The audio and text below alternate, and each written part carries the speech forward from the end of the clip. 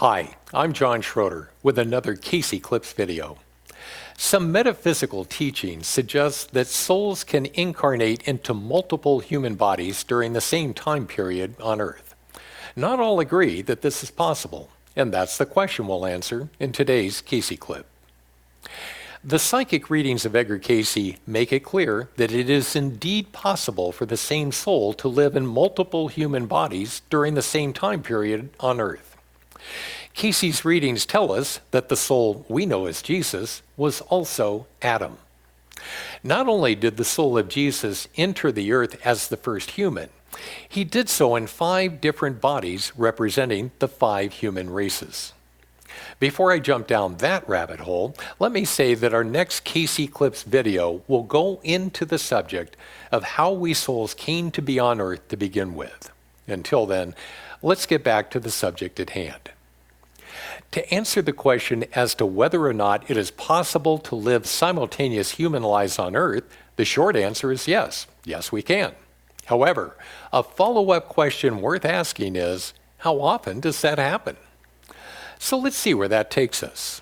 In a previous video, we have said that souls were first drawn to the earth much like we humans are drawn to drugs and alcohol. And in the same way that some become addicted to altering their human perceptions, we souls became addicted to the limitations of 3 dimensions. Now, Cayce's readings assure us that with every temptation, God has also provided a way of escape. It just so happens that the same limitations of 3 dimensions that entrapped us can also work to our advantage in connecting our actions to the law of karma's reactions. Let's start by answering this question.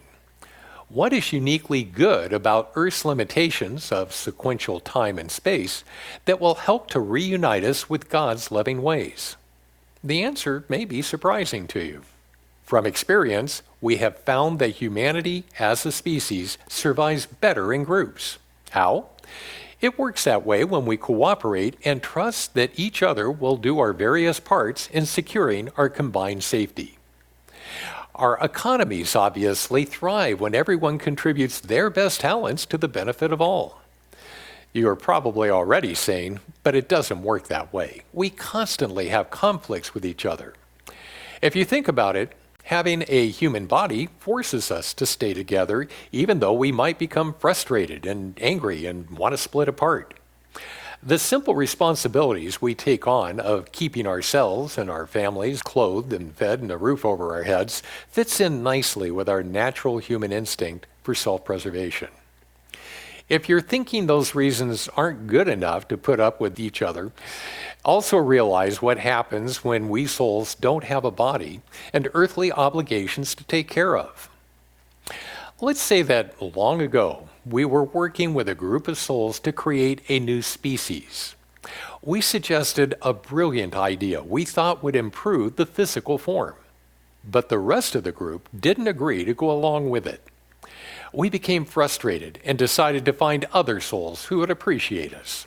Since we didn't have a body to care for, we could simply leave without a moment's notice.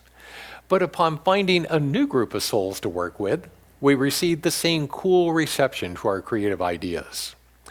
You can see in this story that a pattern is developing here. Everywhere we go, the new group of people has a problem. Or is it that we are the ones who bring our own problems with us wherever we go? So how does living on this earth help to solve this dilemma? It's pretty simple, really. Having to keep our bodies alive and paying the bills helps to keep us from running away so easily. We can still run, but it's a lot harder to do that on earth than it is in the spirit plane. Have you ever met someone who's never liked a boss they've worked for? Perhaps they find it impossible to find a compatible partner or group of friends they feel close to. While the scenarios for our frustrations with others change according to our being in or out of a physical body, the underlying problem remains the same within us. Here's an analogy that helps to understand how sequential time and 3-dimensional space work to our advantage. Here are some Scrabble tiles with a very important concept spelled out. The golden rule is one of the most basic premises Jesus taught us. However, What does this message look like to a confused soul on the other side who chooses to live selfishly? Here are the same Scrabble tiles, but the message they offer, without laying them out sequentially, makes discerning the golden rule out of this chaos a hopeless task. So let's sum all that up in answering this video's question. If we have simultaneous human incarnations on earth, we add to our confusion. Jesus, as the human Adam, incarnated simultaneously as the patriarch of the 5 races.